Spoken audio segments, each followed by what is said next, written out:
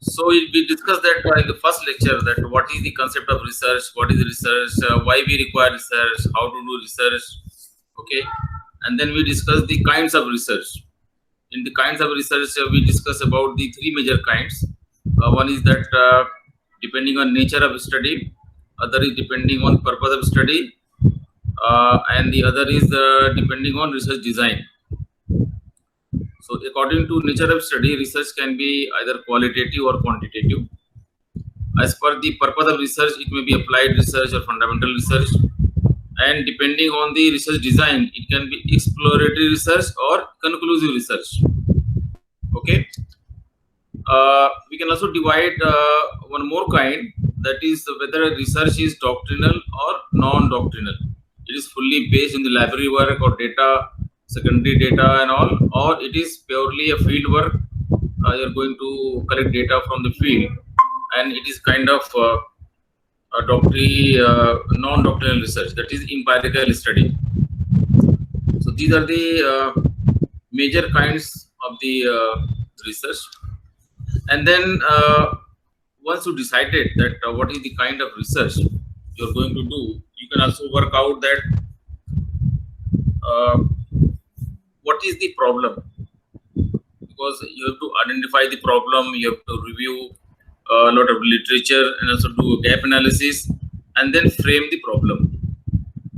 So today's topic will discuss that how to formulate the problem through the identification of the review of the literature. We discussed that because you are mostly law student, so that's why if you're going to do research, you're trying to see the legal aspect of the research. It will be a legal research, legal domain. So at least domain you are very clear that what is your domain. Your domain is the domain of law. From the domain of law, you have seen some kind of the problems, some of the issues, and then you have to formalize it through the survey of literature, because research will be based on certain kind of the established databases or established norms, proven records and all, and then you can build up your own thesis. But the question is that how to do a survey of literature. So let me first understand what is your understanding of survey of literature. Any one of you can tell me what is the survey of literature as per your understanding, and how to start the survey of literature process. Harsh, can you tell me?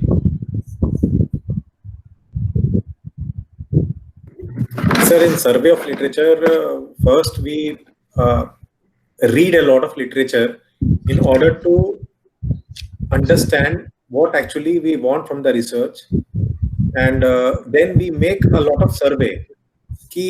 What different literature tells us, what direction, not exactly what direction, what data we are going to get it from the literature. So we have to do that survey.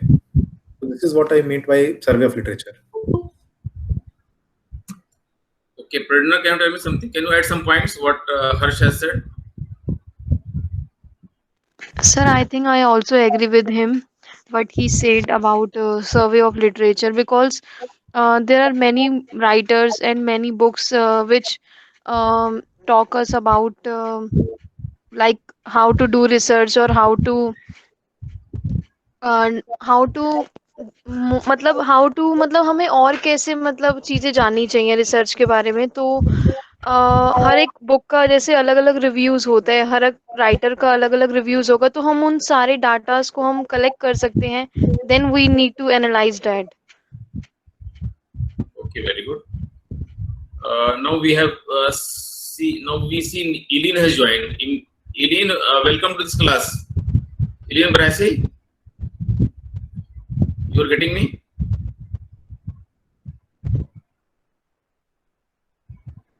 Eileen Brasi, you are getting me?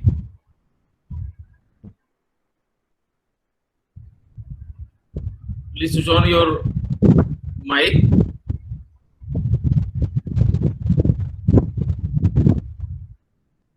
Okay.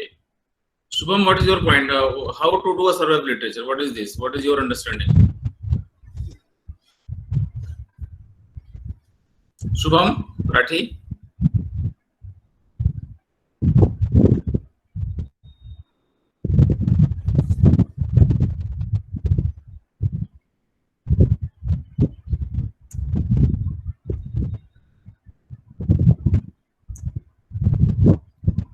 Shubham?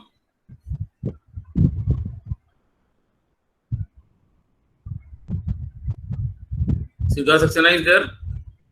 Yes, sir. Yeah. What do you mean by survey of literature? What is your view? So in survey of literature, we study the literature in detail, which is on the topic of our research. But how to find out how to locate the literature? How to know where is the literature? What is the relevant literature? Because you don't have time to go on reading books and books. Your time is very limited. So you should be very clear that which literature is relevant, which is not relevant. So how do you find out what is the relevant literatures? You can if you So we have to. yeah Yes, sir. yeah please go ahead. So we have to read, of course, the articles and other Which article? people's work for the. Which article to read? So on the topics, on the particular topic or on the particular topic or around the topic. No. Topic means that you have to first find a book. Yes, sir. Yeah. How to find out Sir, the book? research topic. Sir, research topic. Sir, for that we can do hypothetical method. We can use that. What are the expected solution for basically that research? So according to that, we can choose the book. Yeah. Yes.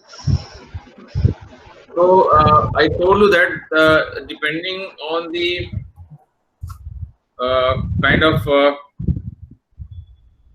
research design, it can be two kind: exploratory and conclusive. So if you are going to do exploratory research, in that case you have to explore. You're not very clear. You have to explore the possibility. If you are going to do exploratory research, your survey of literature may be very vast. You have to go on finding and deciding what is relevant. Because once you know that what is the relevant books and materials and websites and all, and then exploring the possibility of finding the relevant data. But in conclusive research, you are not having very challenging task to collect the data, because some research is already done, some data is already collected. You are going to do in-depth research, so you can already access those data which is relevant to your work.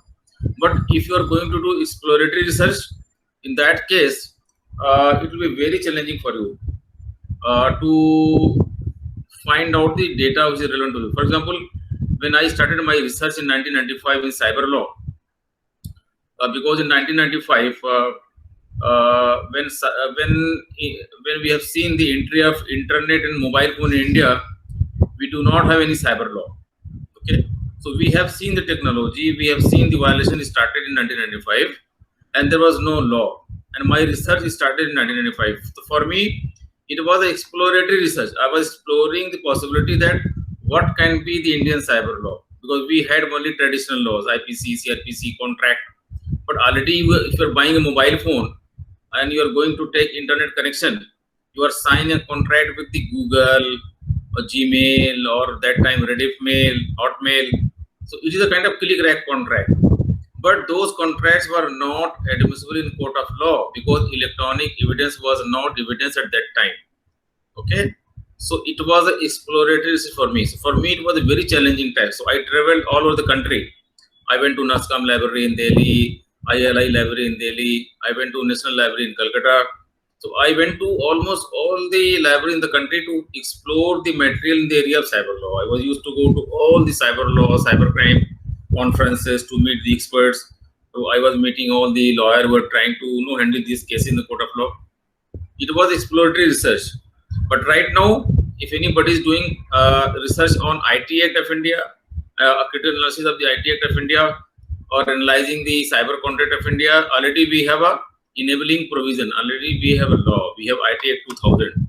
So it is not going to be exploratory research, because already we have some data, some research, some law, a lot of guidelines are made. Already India has made around the 10 kind of the rules to regulate the IT Act 2000. So it is kind of, it can be a conclusive research. Okay. So that's why even it will depend on your what is the kind of the research you're doing, exploratory research or conclusive research. Even if you decided that it is inclusive, exploratory or conclusive research, you are further go on dividing that it is going to do a qualitative research or quantitative research. And then you have to divide and find out whether it is applied research or fundamental research. Okay. For example, if anybody is right now want to do the legal implications or challenges or prospects of the artificial intelligence, blockchain technology, it can be applied research, but also it can be a conclusive research. It can also be exploratory research, because some countries already made a law for regulation of the blockchain technology and artificial intelligence. But in India, currently there is no law on artificial intelligence or blockchain technology. So we have to then interpret a lot of laws to apply on blockchain or artificial intelligence. So the major issue is that you have to be very clear what is going to be the problem, what is going to be the issue, and then what are the kind of research you are going to do, what is your objective and scope, and then you have to do a survey of literature, because you have to do gap analysis. By the gap analysis, you are going to find out your focus for research.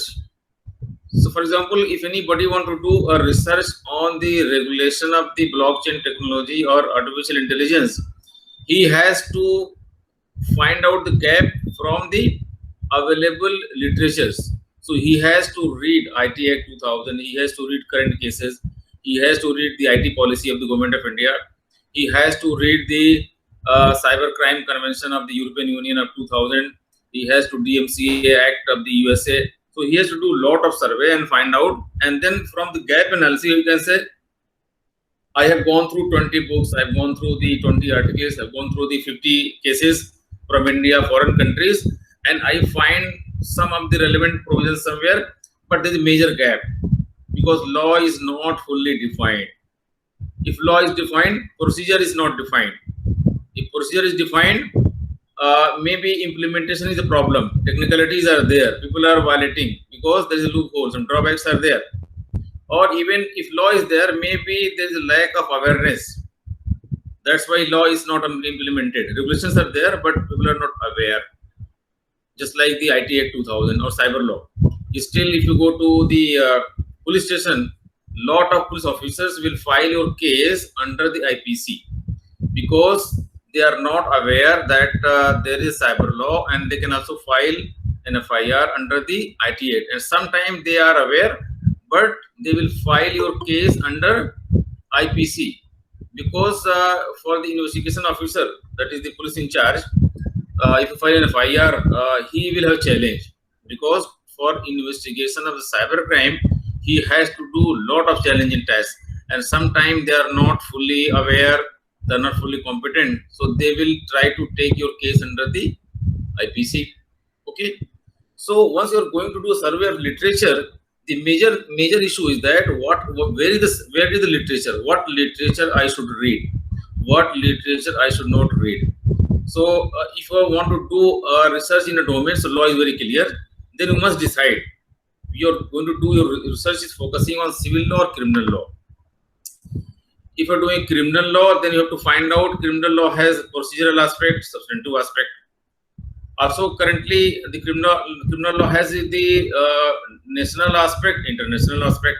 There's international criminal law, and also there is a war crimes. You want to do a war crimes, and also sometimes you have to do and find out that whether you are going to focus a case study on a particular locality, local area, particular company or particular government, okay, a particular kind of the terrorist group, which area you want to focus, okay. So that's why a lot of clarity is required and sometime you in the beginning you are not very clear. You're just exploring the possibilities that what is going to be my research topic, what is going to be my research problems, what is my research issues, what are my research questions, what is my methods. So initially, in the first 6 months, you are not very clear because you are going to explore the possibilities. And I told in the beginning that research means there are some problems are there.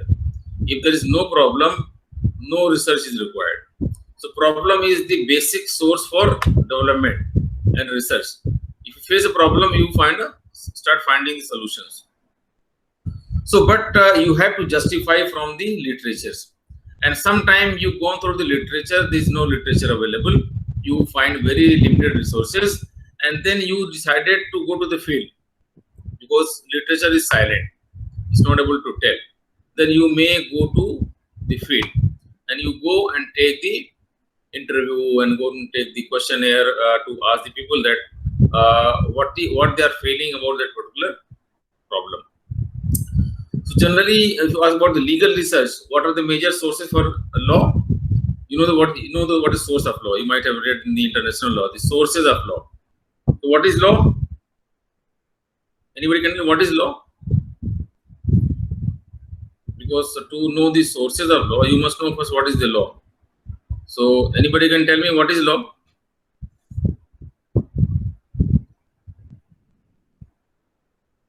Anuj, can you tell me what is law? Anuj was.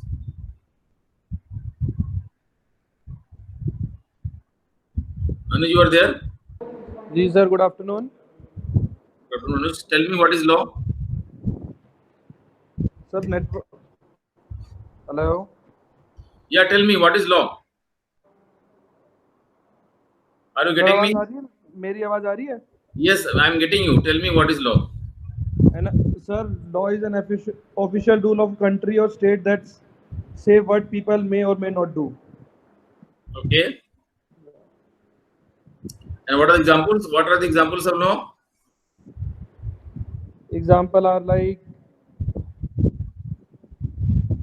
so like in order to help ensure that law are applied fairly, like civil procedure code, criminal procedure code.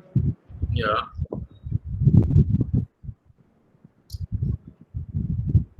So law, if you see definition of law means any binding rules, regulations, guidelines, principles, okay, Yes, sir. made by the competent authority. Yeah. Even sometime directions. So currently, you might have seen the COVID period. Government has given authority to all the district judges, district magistrates. So district magistrate of particular district may provide lot of directions and guidelines to control the COVID, depending on the infections. So if the DM will give certain guidelines and directions, if nobody will follow, whether he is liable? Yes, sir. Yes, because he has the power to implement certain policy and guidelines Yes, sir. for the betterment of the district. So he has power to make the law. Any direction and guidelines given by the district magistrate is a law.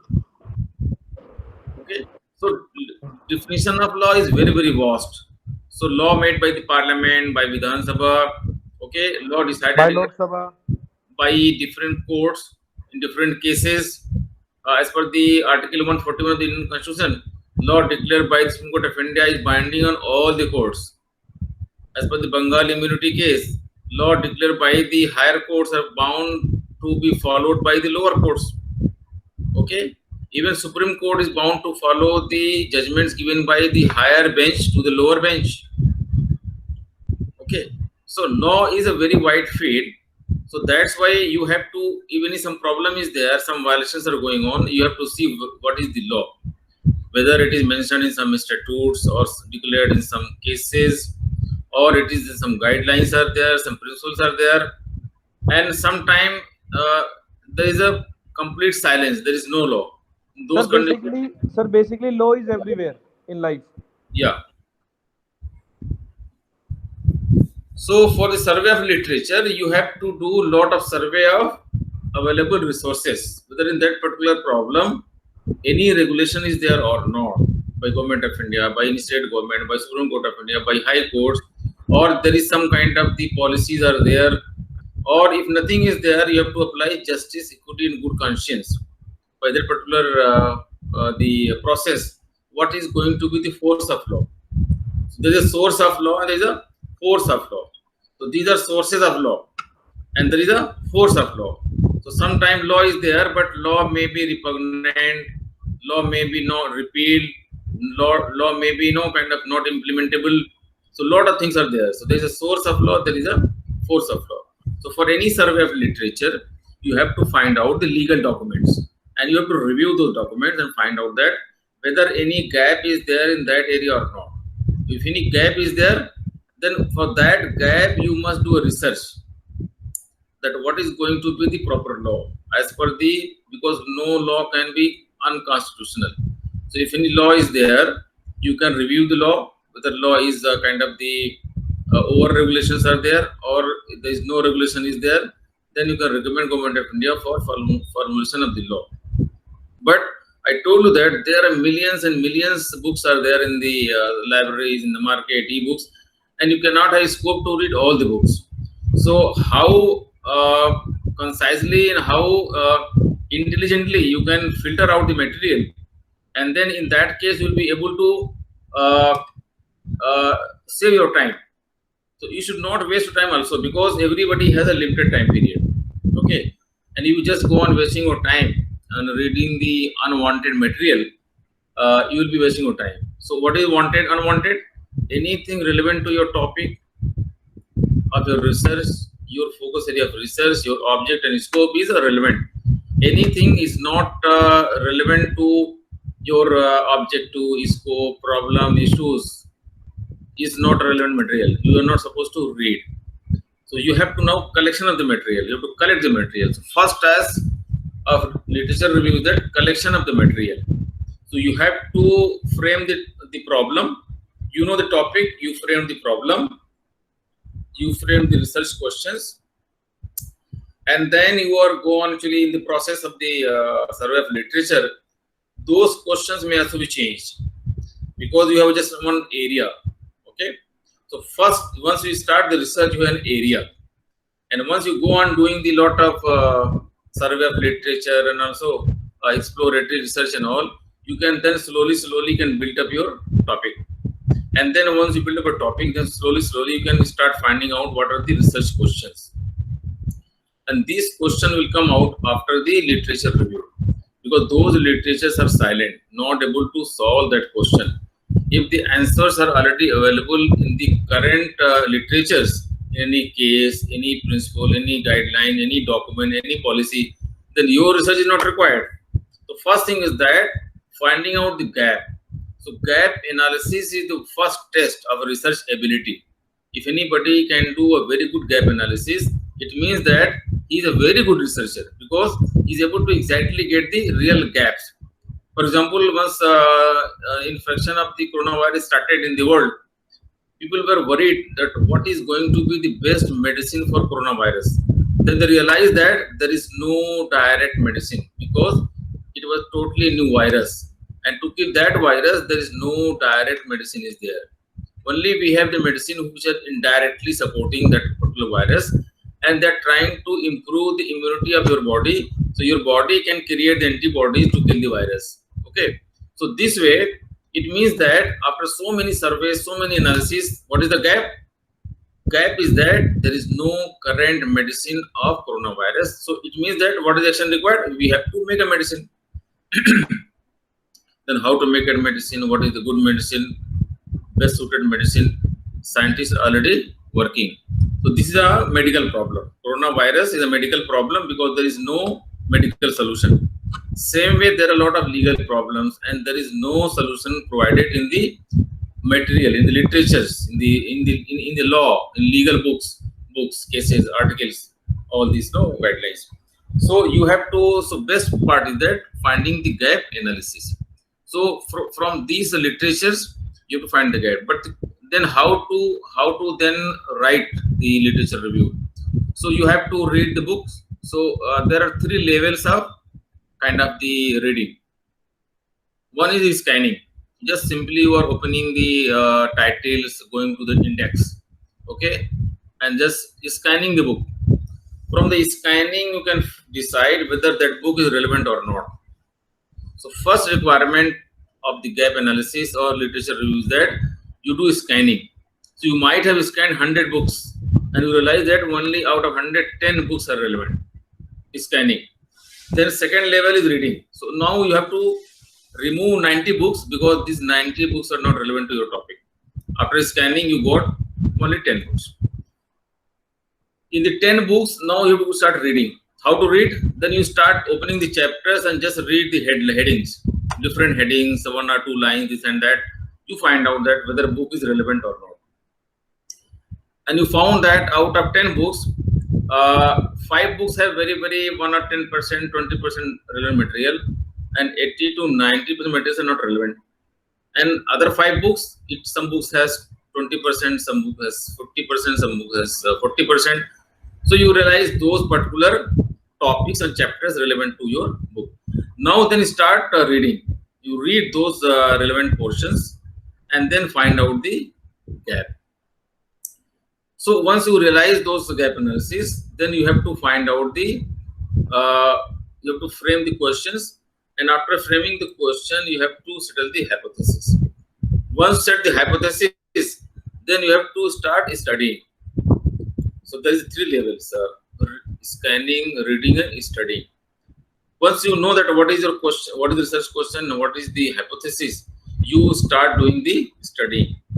So can you tell me what is the difference in scanning, reading, studying? Any one of you? What do you understand about scanning, reading, and studying in the research process? Any one of you? Nikita, can you tell me? Nikita Agarwal? Hello, sir. Yes. Sir, please can you repeat the question again? In a research process, what is the difference in scanning, reading, and studying? Okay, sir. Sir, reading is just we give a simple look to the document, and when studying is actually when you grasp the things, you understand the things. That is studying the document, according to me, sir. Scanning क्या है?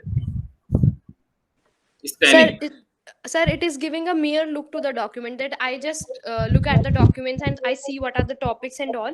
But studying is actually grasping the things and learning about the things and understanding the things at a better level by reading the documents. So generally in the early morning, once we see the newspaper, what we do? So just we took a quick scan of that, like we read the headlines and we took a quick scan. And No, when I we read, will- like when I read the editorial, I took just scan the first what is the topic and what is the article about. Then I read the document, the article, and then I understand it. So basically, it is a 3-way process of scanning, then reading, and understanding. Correct. So generally nobody says that please study the newspaper. What do we say?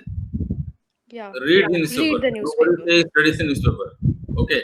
So, but the moment we get a paper, what we do? We do scanning. Simply. Nobody Yes. will pick a paper and start, then take a topic and start reading. No, nobody will do.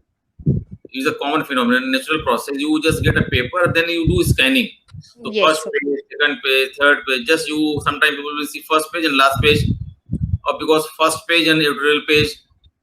If you have time, you will see all the pages at least, and then you realize out of the entire 10 pages, for me there are 5 very important news. If you like cricket, Yes, you may sir. see the IPL news, or if you like the film industry, you may like to see some of the actresses, some of the film, what they're doing. Or if you like business, you will see which share market has grown, which share is down. So automatically you'll pick up those areas which is attractive to you and you are really inspired, and also you like those areas. And then from those areas you start reading. Once you read, then generally, because we read paper for a general kind of knowledge, we are not reading the paper to do some research. So we never do study of the newspaper, but somebody is doing a research, then in that case he may also do study of the newspaper. He will see a news and then he will analyze that news. How much news is correct, which law is violated, why this thing has happened, why it was not taken care by the police, why FIR was not filed. It means there is some corruption in the society. It means corruption in the police. It means that the law enforcement agencies are now become very, very careless. It means that government is not making very strict laws. Okay, if you're doing some research. But if you're just taking a paper for general purpose, simply scan and then you read and just throw the paper in the dustbin. You go. So you should be very, very clear that what particular books, material, cases you have to scan and collect for the survey of literature. And you are also supposed to see all the materials. For example, if you are in a haste, you are not very careful, you may miss the very, very good book or very, very direct relevant material of your research. You have not seen that book and you have seen 100 books. And out of 100 book, you got just 5% material. And one book has 80% material. You missed that book because you could not do scanning properly. So scanning is very, very important process in the survey of literature. So that's why how to scan. But currently it is very easy. If you see earlier days, in my time, in 95 and 90s, we have to go to the library and we have to see the index. Okay, because we are fortunate, we are from AMU. And AMU is one of the biggest library at that time. It has, I think, several crore books in the library. And we used to go to index, and from index we can find author, publisher, year of publication, edition number. Then we realize, so in a particular topic, if you see that book is belong to 10 years old edition, for a law student, it is not relevant because in 10 years, there will be a lot of amendment, new cases. It may not be very relevant. But somebody is doing research, for example, in psychology, it may be very, very good book because he got very, very old edition of a very good author. That book may be relevant for his research, relevant for the studies. But for a law student, if it is old edition, it may not be relevant. So it was old method. Go to kind of the index, the library, and from there, you have to see the catalogs, and from catalogs come to the issue section and ask the librarian to issue the books, and then you can see the index. But currently, you can easily go to the online library and you can type your problem, type your topic. You may find 100 books on the screen, and you can very quickly you can do the scanning process and select, oh, these 5 books are very relevant to me. Even some of the these online resources will also allow you to go inside the books and read few lines. It will be mentioned in the yellow color, and you do scanning, you find out that whether the book is relevant for the research or not. So my point is that even scanning has become very, very easy to find out the from the various books. And also all the top class journals, online journals, they are using now artificial intelligence. For example, now recently we have subscribed SCC Online and HANE Online combo pack with the remote access. So I think all of you now have got the your individual this login, this password and ID. So all of you, if you have not got it, please take it from our library, and you can access our library from anywhere in the world. Okay, and you just go to SCC Online or HANE Online, and if you're doing research, you just put the topic or problem. You will find out maybe several hundred cases, and you can further filter. You can find all the further filters cases. That what are those cases? What was the dissenting opinion? What was the majority opinion? What was the obiter dicta? What was the judgment? Whether it is relevant to your research or not.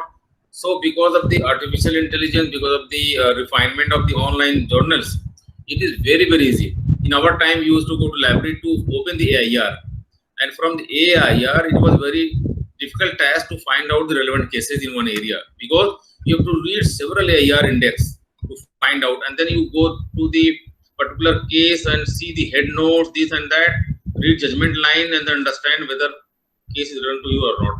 But currently, simply you go to online journals and filter out the information as per your own requirement. Year-wise cases, court-wise cases, area-wise cases, okay, judgment-wise cases, majority opinion. So you can filter very fast. So now scanning has become a very, very fast process because of the technology, because of the artificial intelligence. You can very easily quick and find out the relevant materials.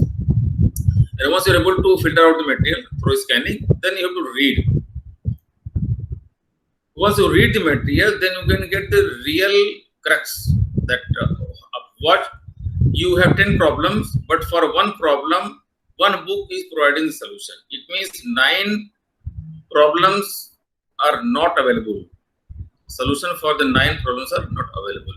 Then again, you read one book, you got one more solutions. So this way, you initially thought that in your area there are 10 problems, but you, after doing the survey of literature and review, gap analysis, you realize that, oh, out of 10 problems, for 5 problems, solutions are already available in different literature, different cases, materials and all. Then you left out with 5 problems. For the 5 problems, there is a gap. No solution till now provided. And then you are a researcher. And then these are your 5 questions, research questions. And on those 5 research questions, you have to set the objective, you have set the scope, and you define a methodology for the research. So, anybody any question till now?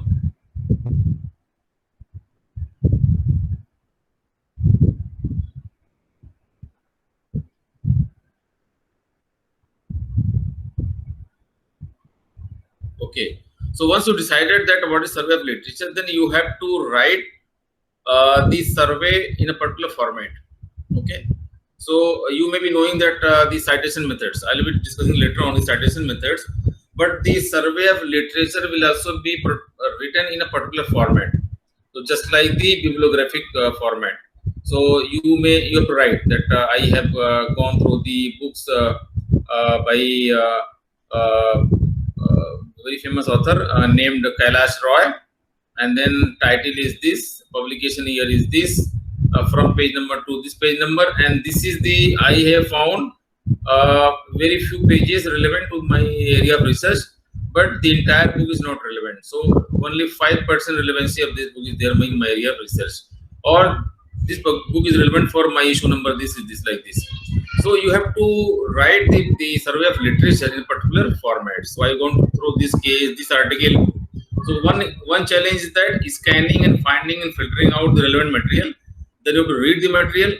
After reading the material, you have to write the survey of literature in the format, just like the citation format, bibliography format, and then write few lines that in this particular material, this particular book or case or policy document, this particular information is relevant, but there is a gap in this area, and that's why no solution is provided. And then go on building on this number of gaps. You have to find out that there are 5 gaps, which for that there is no solution available in the literatures. That's why my research will be focusing on those 5 these gaps, and these are my 5 problems, 5 issues. And then you frame the questions, formulate the problem, and start doing the further research. Okay. With these few words, I want to close here. If anybody want to ask any questions or want to share some thoughts, you are most welcome.